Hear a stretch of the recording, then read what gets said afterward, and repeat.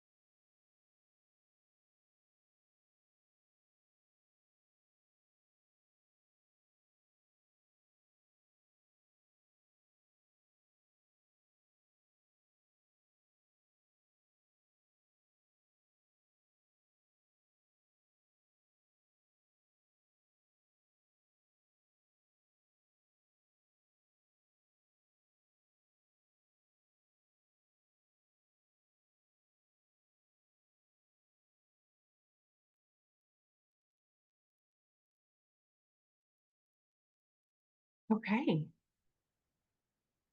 Looks like most of you are here, so let's get started. So first of all, welcome and thank you for joining us today.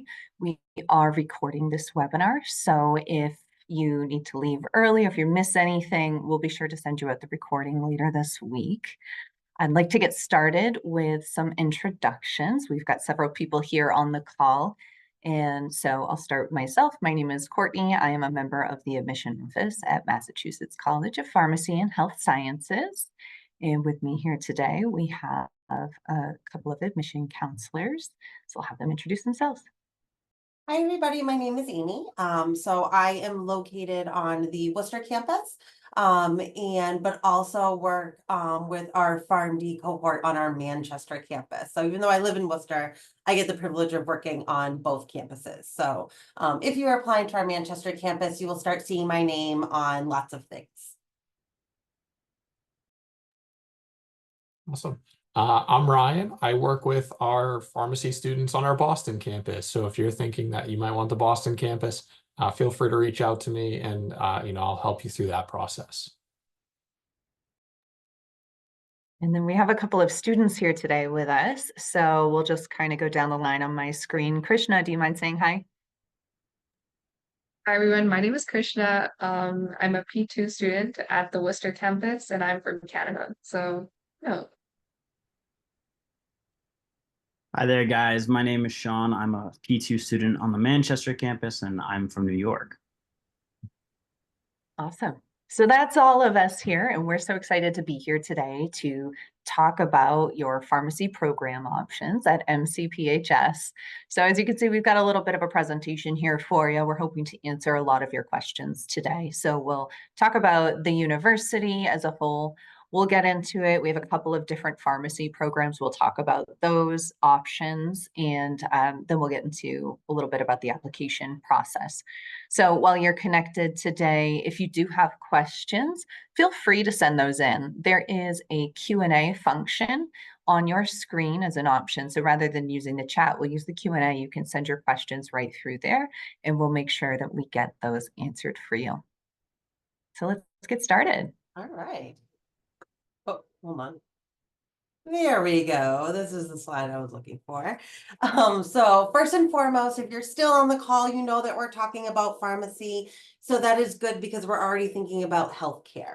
And when we're thinking about healthcare, we have Massachusetts College of Pharmacy and Health Sciences.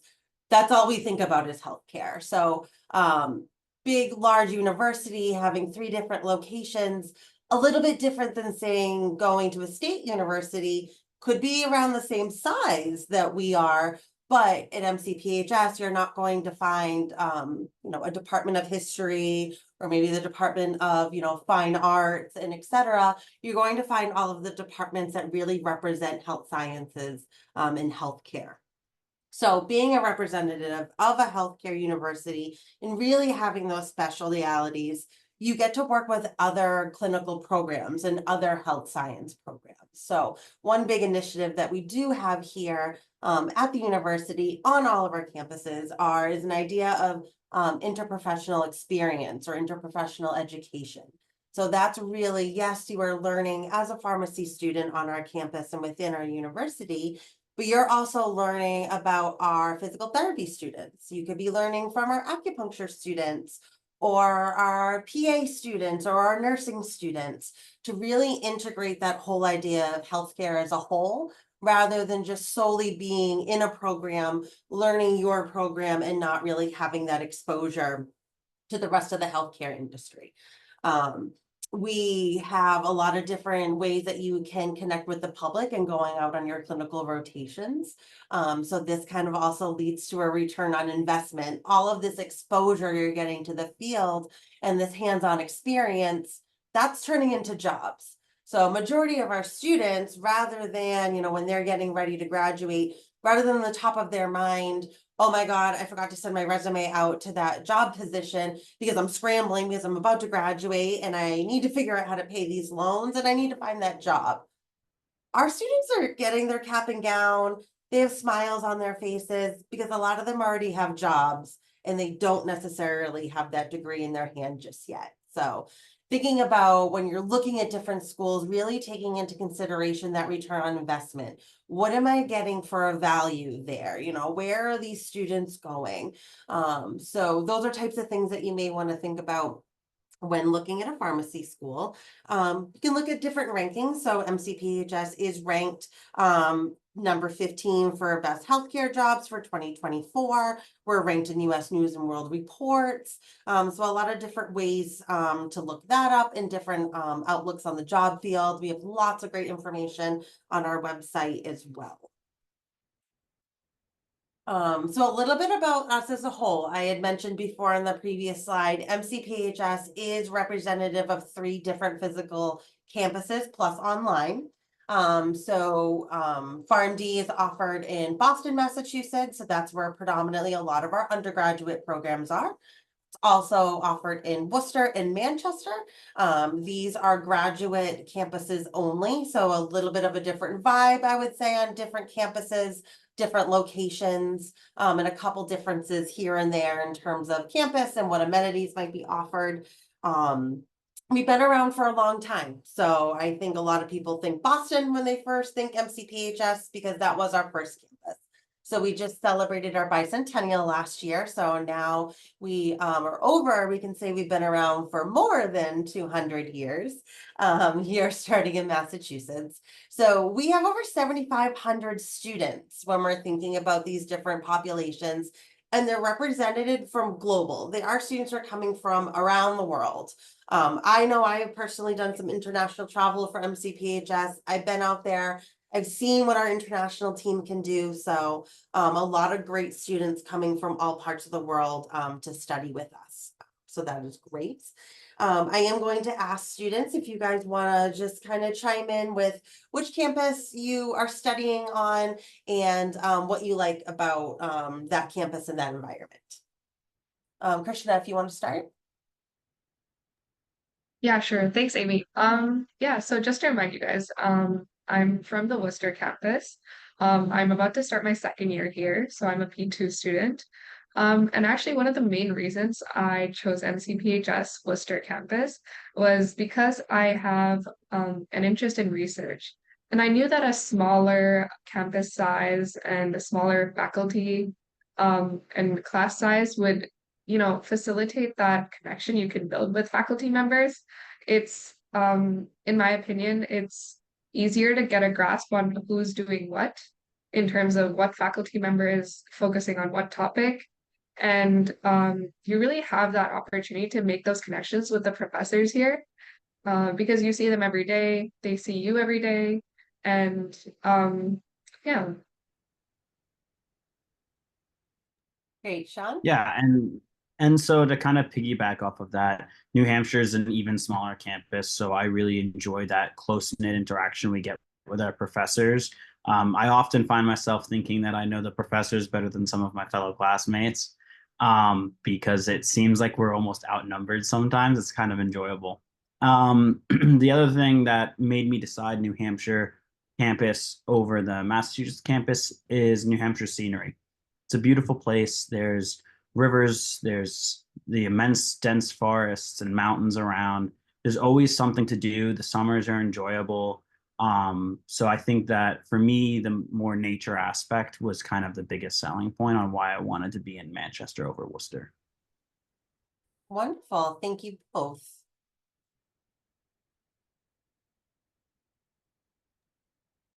All right, and then to go over the different options that you have a little bit more in depth. So again, I work on the Boston campus where we have a direct entry PharmD program.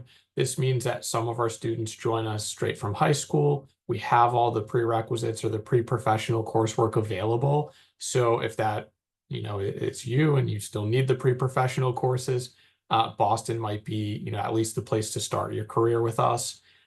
We also have transfer students that do transfer into the pre-professional years as well.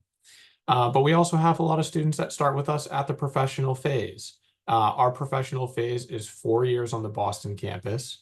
It's a traditional fall and spring semester. So you have your summers off here. And then, we also have an honors program on our Boston campus, which is a bit unique as well. But I'll let Courtney tell you a little bit more about the other two campuses that are accelerated, so a little bit different. Yeah, so your other program option, if you're looking to get the program done a little bit faster, would be the Accelerated PharmD. Now, this program is offered in both Manchester, New Hampshire, and Worcester, Massachusetts. So when you apply, you'll just choose your campus preference. It's the same exact program, so no difference. It's just geographic area and kind of campus size.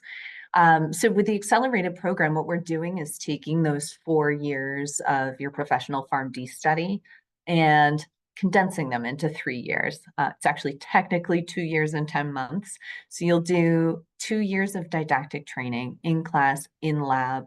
One of the big differences between the accelerated program and the non-accelerated program is that we go through the summer semesters. And then once you finish those 2 years, you're going to be doing 10 months of advanced rotations in your last year in the program. So clinical year looks very similar no matter which campus you go to. And so I would say just kind of the bigger difference, you end up with the same amount of semesters worth of coursework, but the big difference is that you're going through summers and that lets you graduate a year earlier in the accelerated program. So yeah, I'd love to chat with our students a little bit, and get an idea of your experiences on campus, some of the things that you've seen during your time here. So we'll probably start with interprofessional education. It's something that we call IPE for short. Do you guys mind talking a little bit about what that is, what your experiences have been with that? Yeah, I can start with that. We've had a few different IP events by the second year. Recently, at least our most recent one that I can remember, we were going over case studies with all the fellow programs on the Manchester campus, which is physician assistants, occupational therapy, and nurses. And it was really enjoyable to watch the different process of thinking and then how we can all work together to best optimize patient care.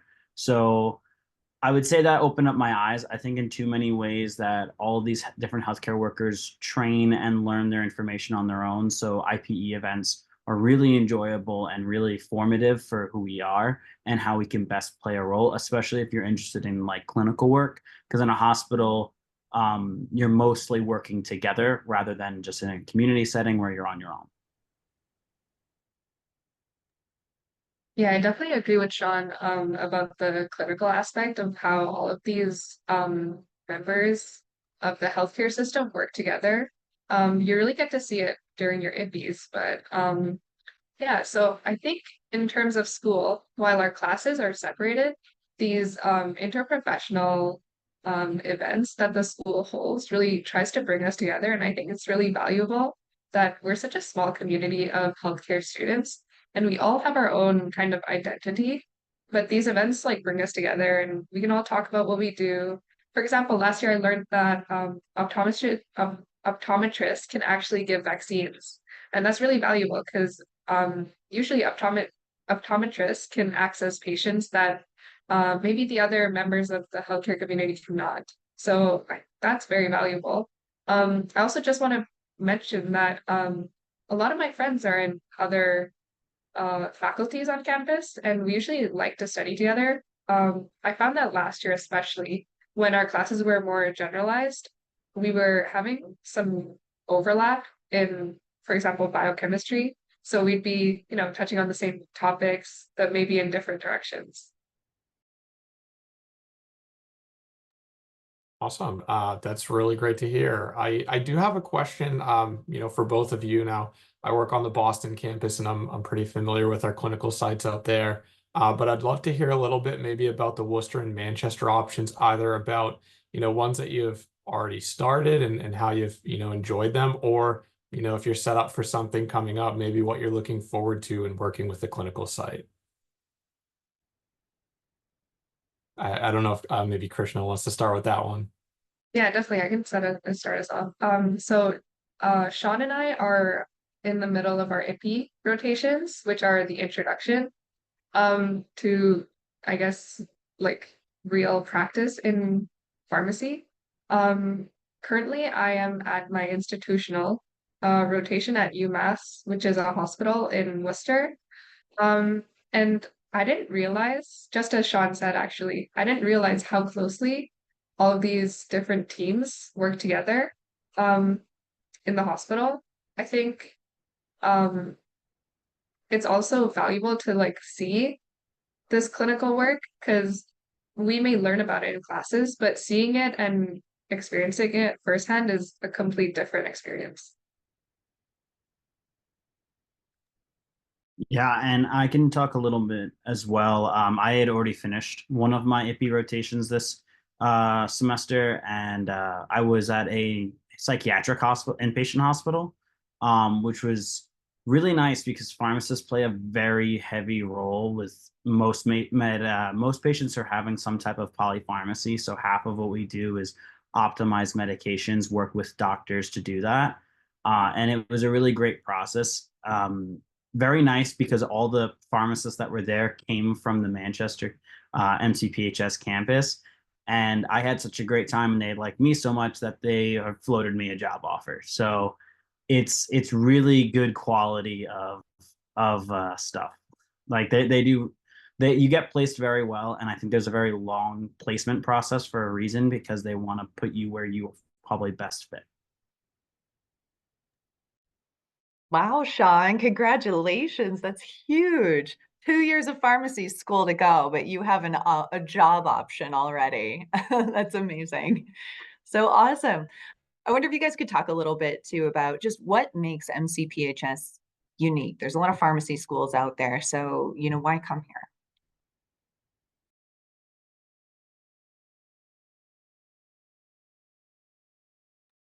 Yeah, I can start us off. So I think we've kind of touched on this topic a few times throughout this session so far, but MCPHS has a really long history in healthcare and specifically pharmacy. It's a pretty well-known name in the community, and it's like someone knows someone that's been to MCPHS, or someone knows someone that knows someone that has been to MCPHS. And I think you can really benefit from the name that you are studying from and all of the years of people, professors, researchers, pharmacists that have been on this journey before us.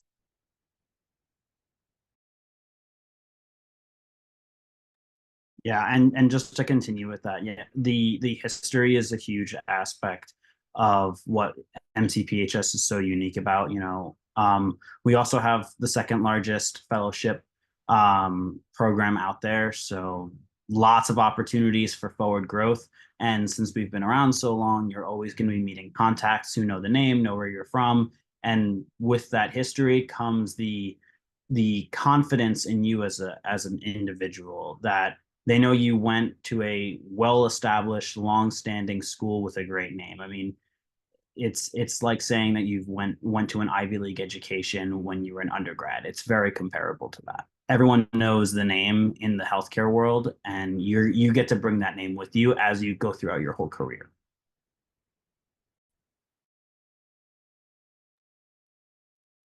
Awesome. Well, thank you for both sharing on that.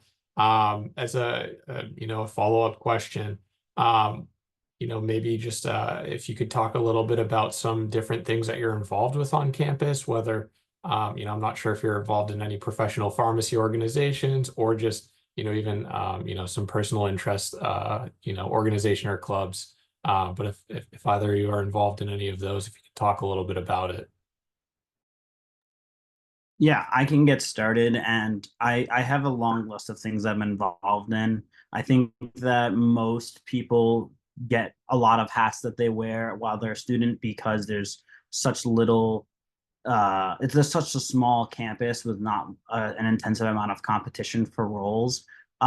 So personally, I'm on the board for several pharmacy related clubs like APHA, ACCP, IPHO, which I'm the vice president for, and treasurer or account or something for all of them. At this point, you kind of start to forget which role you are. But additionally, on top of that, I'm the president of the outing club and the president of student government. So I'm actively participating and hosting the events. Like we recently had an ice cream truck that came and visited, and we're trying to make that a more regular thing because who doesn't love ice cream? And that was initiated by me and student affairs office. So it's really nice to be able to get that stuff going. Yeah, I agree with Sean in saying that you wear so many hats. I like how you said that. Just like Sean, I am um the member of like a few different orgs on campus. Um, so I'm the president at ASCP, which is the American Society of Consultant Pharmacists. We focus on geriatric patients or patients that have a lot of medical conditions, and usually that means they have a lot of drugs that they need to manage. Um, I'm also the vice president at IPHO, which is the industry um, pharmacy org, and we just focus on trying to get our students involved into what goes on in the industry, because sometimes people tend to avoid that topic if they don't know it, right? Um, and I'm also the chair of substance use disorders at APHA. Um, a personal interest of mine is trying to find a way to mediate substance abuse, and I just thought this position would help me the best. Trying to bring awareness on that topic. Um, Around campus, I also do research with Dr. Timothy Ongst, who focuses on digital healthcare. And we're really focused on AI right now because it is a hit topic. We just got our first publication last week, so there's that. Um, I'm also doing research with Dr. Prashant Mandela on fruit flies. A lot of people don't know, but fruit flies are actually a very analogous genetic model for humans. So we can do a lot of research on that to learn about what drugs can do in human brains. And I will also be starting as an RA on campus in January. So maybe I'll see some of you guys. Yeah, actually, since you brought it up, Krishna, Worcester is the one campus that offers on-campus housing for the full duration of your program. So I think that's one other thing to kind of think about as you're choosing the right campus and program for you. And since you live on campus, Krishna, could you kind of talk about that? Yeah, sure. I think it's always an option. Well, I will say for the Worcester campus, it's always an option to live on campus. But you're also free to live off campus. But I think personally for me, this is my first time living away from home. So I would have preferred to stay on campus where everything is. There's security at every building on the main floor. There's key card tap-ins to get in. Um, of course, I am a little biased, but our RA team is very helpful. We're always ready to talk to anyone and everyone, so I will say that.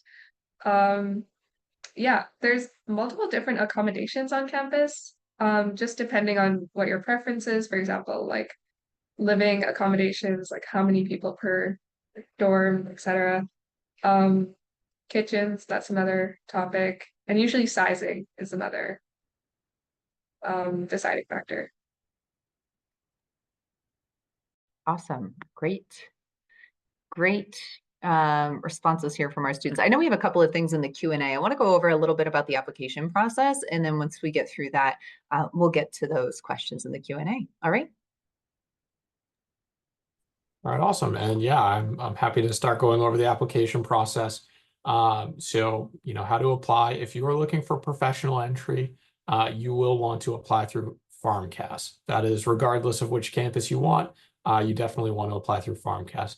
I will say, as a little tip, if you are kind of between one of the three campuses, Worcester, Manchester, or Boston, definitely try and decide which campus is the right fit for you before you submit the FarmCast. We can only consider you for one of the campuses, but FarmCast would take your fee for all three, so don't do that. But yeah, once you decide which campus is for you, FarmCast is what you would want to fill out. Now, FarmCast is going to require that you submit your transcripts from every college you've attended. If you've attended, 2 or 3 different colleges so far, you will want to submit them all. If you have any international transcripts, you will want to get them evaluated by WES. That will allow them to translate and evaluate the transcripts to US standards so that we can see what your coursework is equivalent to. We do require 1 letter of recommendation. That can be an academic one, it can be a professional one. You can also submit more if you'd like. If you submit 2 or 3 letters of recommendation, we'll read them all and we'll consider them all. We have, take a holistic approach to all reviews that we do. But only 1 is required, and if you only submit 1, it's not looked down upon. So, just submit, at least 1, or if you'd like more. There is a personal statement as well that you'll have to do. It's about 500 to 1,000 words. The prompt is, on the application, and it's really just based around what, why you want to pursue pharmacy, so that, even before that, you get to the interview phase, that we just get to know a little bit about your motivation. For any students that are not native English speakers, you may be required to submit an English language proficiency exam. We can talk a little bit more about that one-on-one if you ever have any questions about it. All the different exams that we accept are on our website, along with the scores that you would need. But again, if you're college experience, if your latest degree, high school or college, if that was completely in English, it may be something we can waive. And then finally, the PCAT is not required. There's no standardized test that is required for entry into our pharmacy program, so don't worry about any of that.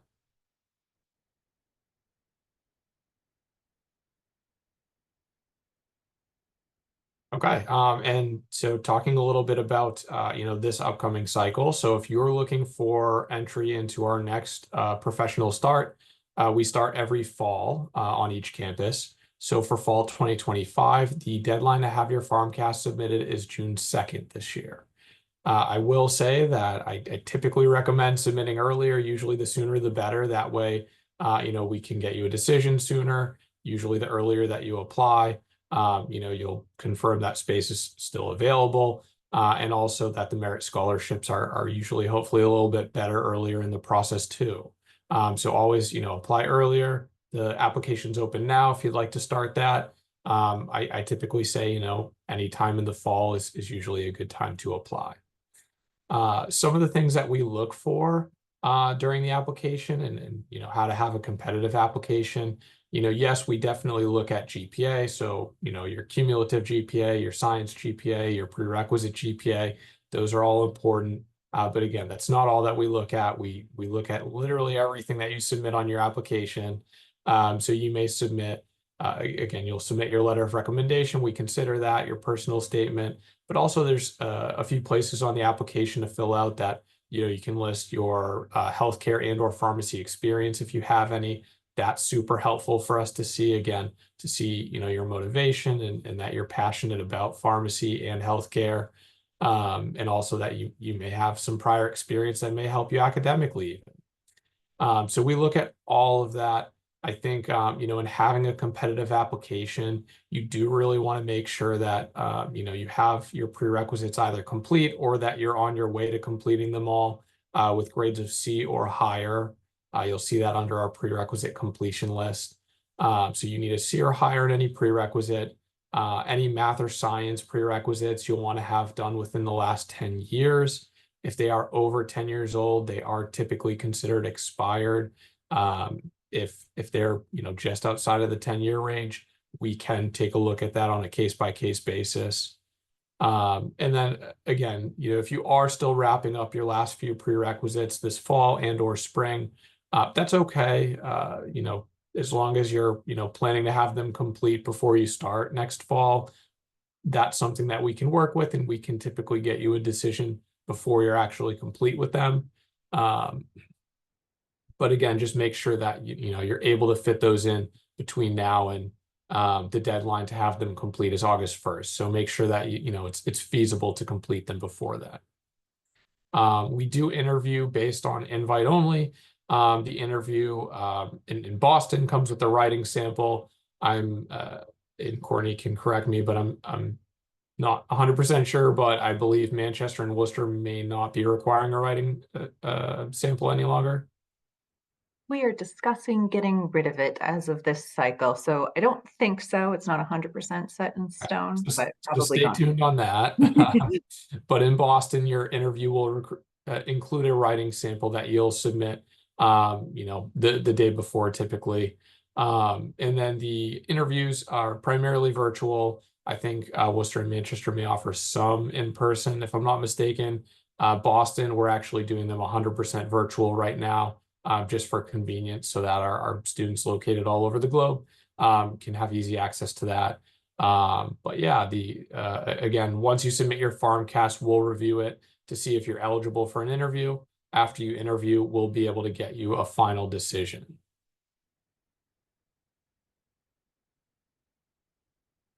Okay, and then a really important topic, financial aid and scholarships. So to start with, we automatically consider every student that applies for merit scholarships. You don't have to do anything special to apply for a merit scholarship. We just consider you based on you submitting an application. If you are admitted, you will see what type of merit scholarship you might receive at the same time that you get your decision. So always keep an eye out for that. And that's hopefully a good start at financing your education. But of course, there is more than just merit scholarships and how you're going to figure out the financial situation. Again, as I mentioned earlier, I typically recommend applying, sooner than later, so that we can make sure there's as much availability for merit scholarships as possible. One of the big second pieces to financing your education a lot of times is FAFSA for any domestic students that do qualify. Even if you don't think that you have received the best financial package in your prior college experience, I do highly recommend submitting a FAFSA once it opens, which I've heard, I believe they're trying to open that for December this year. So keep an eye out around that time for FAFSA to open. But definitely, I highly recommend submitting one. I know they did change the formula last year, so it's always worth at least seeing what you're awarded there. Could be helpful. If it's not, again, you can always decline the awards that you receive through them. So very helpful to at least submit. And then finally, trying to figure out the other pieces if you're looking for payment plans, other types of loans, and things of that nature. We do affordability appointments where we can sit down with you. Probably takes 20 to 30 minutes over Zoom, and we can just kind of go over what all your options are and try and find the best fit for financing your education for you, as it's very individual based on each student. Okay, so before we're going to dive into your questions in just a moment, and we have quite a few of them to get through. But I did want to leave this up here to let you know our visit page connects you to everything we have going on in terms of how you all can connect with all of us. So you can always contact. Julie is not on the presentation today. She's on a quick leave. She's going to be back to us soon. Not available for today, but she would be your main contact for Worcester. I would be your main contact for Manchester. Ryan's your main contact for Boston. Honestly, if you emailed any of us, we all would be more than happy to help you. Or if you emailed any of our admission boxes, again, as long as you're emailing admissions, we will get in touch with you and be able to help you out. But we have some really great fall receptions coming up. So open houses to come see the campus and meet the faculty and meet some of our current students. You may even see Krishna and Sean there, depending if you're coming to visit. We do virtual information sessions like this. So there are some virtual options. We get some great YouTube videos that you can check out if you can't make it to campus physically. If any of you were interested in housing on the Worcester campus, we do have some videos in like like blueprint layouts and things like that you can play around with on the website. So lots of ways to visit us, see a lot of us, connect with us. So with that, I'm going to start doing a couple questions. So Sean and Christian, I hope you're ready because I imagine you guys might be answering a lot of these. So put that out there. So someone is getting ready to submit their application. They're working on it now. Any advice for them in terms of when they are applying for pharmacy school and kind of what they should be thinking about there? Sean, do you want to start? Yeah, so I mean, when it comes to applying, work on your interview skills, work on your writing. I don't think, from at least what I remember, the application process, it's not the easiest thing in the world, but it's not very hard. So I would say for that as well, know that you're going to be meeting with a professor. They're going to be the one doing your interview, and they all want you to be there. It's never going to be anyone's trying to weed you out or anything. So I would just say relax and have a conversation and enjoy it, and make sure to ask good questions. I think that's extremely important. And if you never know what question to ask what questions I should be asking. And then on top of that, for a future pharmacy student, the kind of advice I'd give you is organization and scheduling is key. You always are going to want to make sure that you're keeping your Outlook calendar clean and looking organized and doing well. And then on top of that, stay motivated. And if that requires taking a break, going on a day trip, playing video games, or having a game night with some classmates, whatever you want to do it. And it's incredibly important to make sure that you're keeping yourself at peace as well. Great. Christian, I'm going to give you the next question. Give Sean a quick break there. So I mean, I feel like students do all their research, right? They're looking at their different pharmacy schools. They have a vision of how everything's going to go, and they think about their next few years of their life. And I'm sure both of you did that as well. So when you got to pharmacy school, what's something that maybe you didn't think about before or surprises you now that you are, the full-time PharmD student? So I guess I was in the same position as you guys in the webinar right now. I did go to an info session and I recall someone saying, oh, like, I do genuinely feel busy. And even after that, I met with some students and I like asked them about their experience, and they'd talk me through their day, and it would be a busy day, right? And until like I didn't realize how busy, I'm sure Sean feels this as well, but how busy we feel until like after you get here, and then you really, maybe do a month, and then there's the next month, and then there's the next semester. It's just, back to back. So I guess just be ready to be busy. I guess you're signing up for it, right? As a pharmacy student here. But yeah, just be ready to be busy, and yeah. Great. Ryan, we actually have a question for you. So this is for the Boston campus. Can you accelerate the Boston campus by taking classes during the summer semester? Great question. Unfortunately, you cannot. So if if accelerating the program is most important to you, you may want to, again, look into the Worcester and Manchester campus a little bit more. But if, if you don't mind spending the extra year, then again, Boston could be for you. So take your time to look into each of the campuses, because again, Boston, it's the timeline is I guess just under 4 years. This next question, I'm going to ask both of you, Krishna and Sean, to kind of give your insight on this. And this is a big one too. And I feel like no matter what program students are looking for, big question for grad school, how do you manage school life balance in addition to all the clubs and organizations, plus the schoolwork that all of you are involved in? Sean, I don't know if you want to start with that, kind of how you manage that balance. Yeah, I would say it's a hard thing to manage. Sure. I personally, as I was saying for my advice, was I keep a very strict schedule. I try to wake up at the same time, walk my dogs at the same time, but then I also make sure that I have my clear sign off hours after a certain period of the day. I'm not studying, I'm not taking emails or anything. It's just gonna watch a movie and go to bed. But on top of that, I think make sure you're really using your resources. So in professional school, everybody wants to be doing something. So I've met a lot of incredibly important individuals. My girlfriend, my best friend, several other peers. We formed a team. So consistently, we're all in the same clubs, doing the same things, going to the same game nights and having fun. So if I'm overwhelmed due to an exam that I'm really worried about, but one of my friends is an ace in the class and he doesn't need to study as much, I'll say, hey, can you handle this club work while I study? And you works out. So I would say make sure you're using all of your resources, and your peers are probably your biggest resource. Yeah, definitely. So what I like to do, I like to have a physical calendar along with, of course, an online one.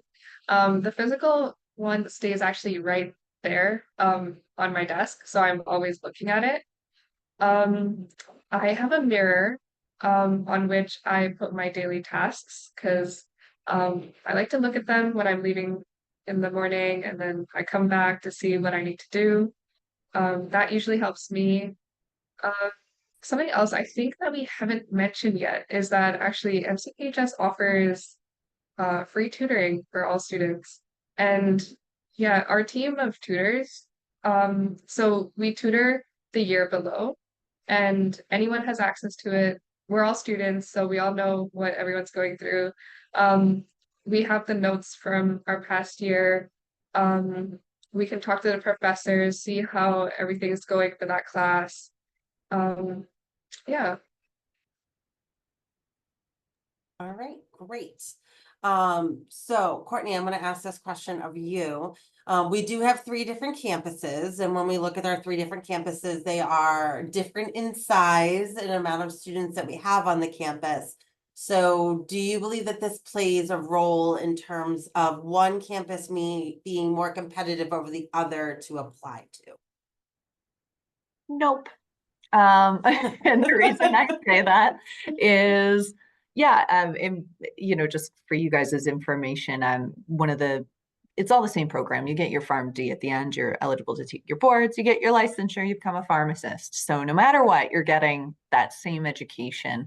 And you're kind of looking at size difference, with whether that's city size, campus size, and even class size. So it kind of goes in order, like biggest city, biggest campus, biggest class size, Boston.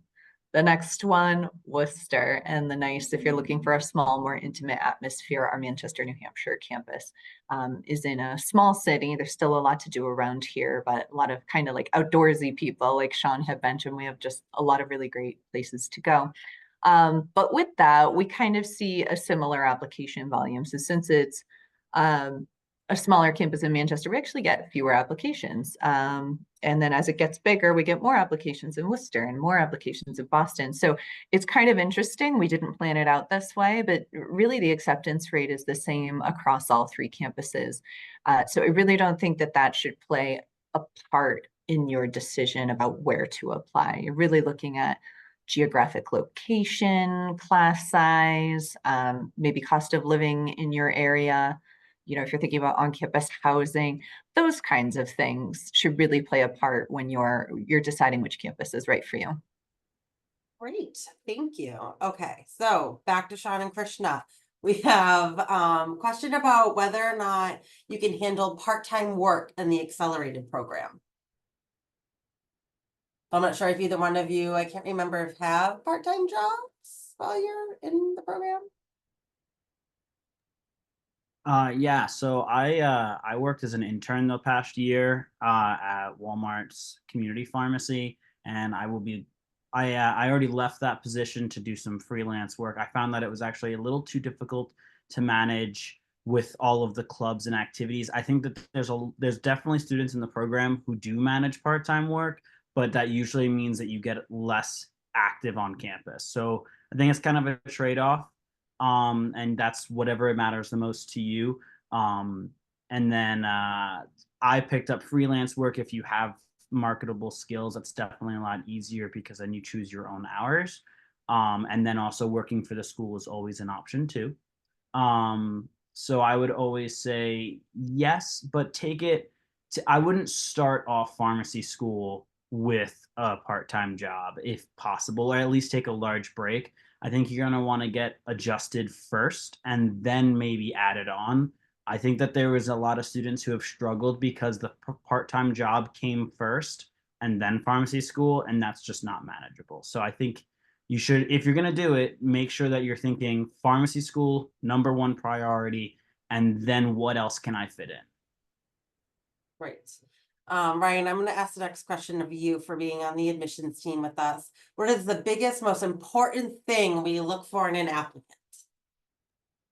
Yeah, and that's it's a bit difficult because as I already talked about a little bit, we do really look at everything. So I don't think there's one specific thing that we look for that's, you know, above and beyond the others maybe. But I think one thing that, you know, we have to look at is your prerequisites. So again, just making sure that if you don't have them all complete, that there is a realistic plan to get them completed before the deadline, because we can't really work around that. You need to have them done before you start. But again, I would say, you know, if there's anything that you can do between now and when you start, it's continue getting good grades. You know, do a little bit of interview prep before an interview if, you know, if you're invited to one, you know, just so you feel more comfortable and you're able to present yourself well. And if you're thinking about potentially getting some pharmacy experience, you know, do it. I think that's always super helpful and something that a lot of students can do between now and when they actually start. So those are some things that if you're looking to, you know, improve your application, I think that's my advice for a lot of students is just keep working hard, especially in the classroom. And, you know, if you ever have any questions or need any assistance with it, reach out to one of the admissions counselors directly. We're here to help you present your application in the strongest way possible. So let us know what we, you know, can do to help on an individual basis. Great. All right, Krishna, I'm going to pick on you for the moment because I know that you are involved in research. We have a question about research opportunities that are available in the accelerated program. I really don't think you're limited in terms of research opportunities. So personally, how I started in research was that Dr. Ongst came to speak to our class about digital healthcare, and this was just during one of our classes, and it really you know, aligned with some of my interests. And I just went up to him after class and I was like, hey, like Dr. Ong's, like this topic really interests me. Like, I'm just curious, are you doing any research? And a lot of our faculty members are doing research. And it's just a matter of reaching out to any professor and just talking it out with them. If they're not the right person for your research interests, then you know they definitely will point you to another faculty member that does align better. And um, I don't I don't think you should also be limited to only pharmacy. This is an interdisciplinary school, And you can always reach out to other faculties on campus. You know, a lot of professors on campus are doing very, very valuable and interesting work. And, you know, you might just find that, you know, hey, like this topic really interests me. And that could be something that you join on. Right. So we do have another question about, and Sean and Krishna, I'm actually not sure maybe if you made this exact transition, but we're wondering about someone who is coming from like a pharmacy tech background, going into full-time pharmacy student, and what that might look like. So I'm not sure if either one of you worked as a pharm tech right before coming to pharmacy school. That might be able to shed a little light on that. Yeah, I worked as a pharmacy tech at Rite Aid for almost 2 years before I went to pharmacy school, given it was part-time. But I would say it doesn't make as much of a difference as you would think. I don't think I transitioned with many of the skills I used as a pharmacy technician, except for maybe remembering some brand generic names and to the world of pharmacy school. In pharmacy school, we go over completely different information. So in some classes, and I think it is limited to maybe one or two a semester, you might have a little bit of an edge. But in all the really hard classes that are about the hard sciences, I don't think it makes much of a difference. And I would say for me, I think I walked in a little more confident than I probably should have because I was a pharmacy technician prior. And then it was like, whoa, this is nothing like I've been doing for the last 2 years. So that's kind of the best transition. I would say it's not a hard transition because because MCPHS makes it very easy to roll in. They start off with some of the easier classes. Your schedule is, I wish I still had my first year schedule. But I would say that it doesn't make much of a difference, if that makes sense. Great. So I do see a couple international questions coming in. We are going to provide the international contact email address in the chat in just a minute. So I do have I see some questions about STEM and OPT time. So we are going to put you with the right person to answer those questions. I do see a question about a Canadian student and prerequisites. Krishna is here on the call. We have many Canadian students here at MCPHS. Krishna, I guess maybe if you want to just talk a little bit about, coming from Canada to study here at our program a little. Yeah, definitely. I was actually quite curious about this as well when I started. I don't think there was too much of a difference between, Canadian schools and then coming to MCP, especially because all of our faculty member knows that there's, students from so many different countries around the world. Especially Canada, we do have a lot of Canadian students, I will say. Um, I think your question was about prereqs. Um, you hold a bachelor's degree and meet most of the prereqs. Yeah, so just as Ryan had said, you do need to make sure that you have all of the prereqs. For example, I remember I was missing a credit for lab because my school did 2 credit labs instead of 3 credit labs. So that was just something that I had to do in my prereqs. So that'll definitely be something you have to reach out to your, admissions counselor to sort out. Um, yeah, if there are any other specific questions, I can answer them.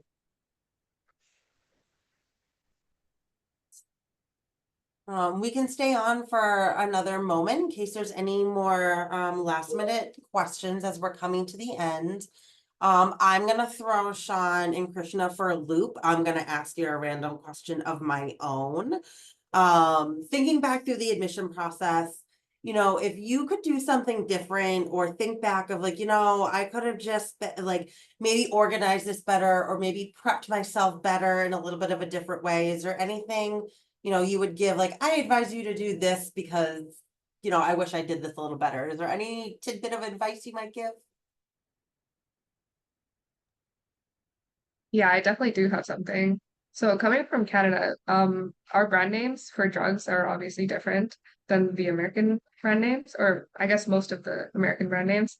And we have like a list of, the top 200 drugs, and our professors were telling us to really get on memorizing those. I wish I had started on those early instead of, now. That's just something I would say. Yeah, I think it's hard. I mean, it is 2 years ago, so I'm trying to think if Right, there's true. anything specific. I'm trying to think, and I don't think that there was too much that I would do superbly different, except for maybe go to more events like this, and get a little bit more involved prior to my time starting at MCP. I think that I went to one open house and maybe a tour, and that was about it.